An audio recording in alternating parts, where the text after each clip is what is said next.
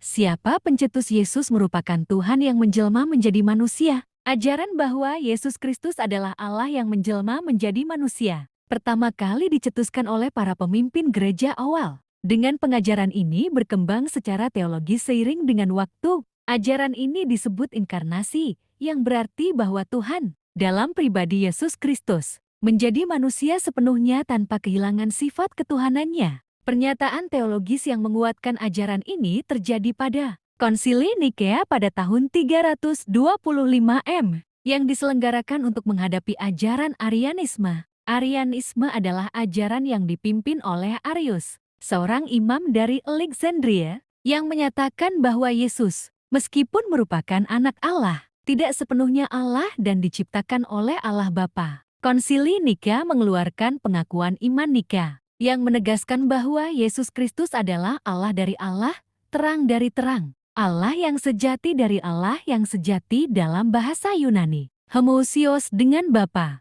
Ini menegaskan bahwa Yesus adalah sepenuhnya Tuhan dan sepenuhnya manusia, yang menjadi pusat ajaran Kristen mengenai inkarnasi. Selanjutnya, ajaran ini semakin diperjelas dalam Konsili Chalcedon pada tahun 451 M.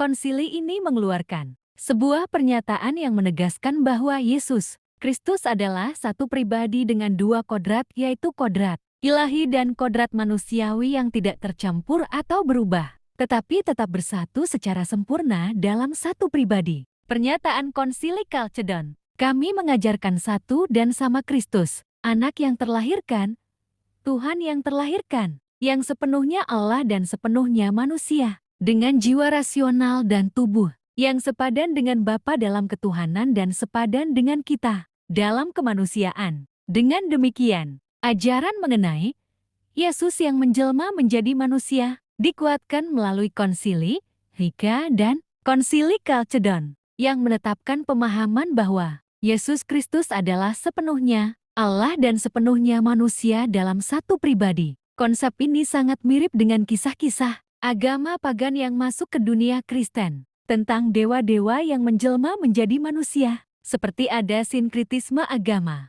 mempertaruhkan keyakinan ini atas dasar keyakinan kelompok di masa lalu itu sangat berbahaya, karena sangat tidak alkitabiah. Gereja di masa lalu saja pernah salah menganggap bumi sebagai pusat semesta, dan tidak menutup kemungkinan mereka salah lagi tentang keilahian Yesus. Ditambah lagi kebohongan teologis dari seseorang yang dianggap rasul. Perkataan Paulus, tetapi jika kebenaran Allah oleh dustaku semakin melimpah bagi kemuliaannya, mengapa aku masih dihakimi lagi sebagai orang berdosa? Mengindikasikan bahwa ia berbohong tentang keilahian Yesus. Bukankah ia mantan penjahat?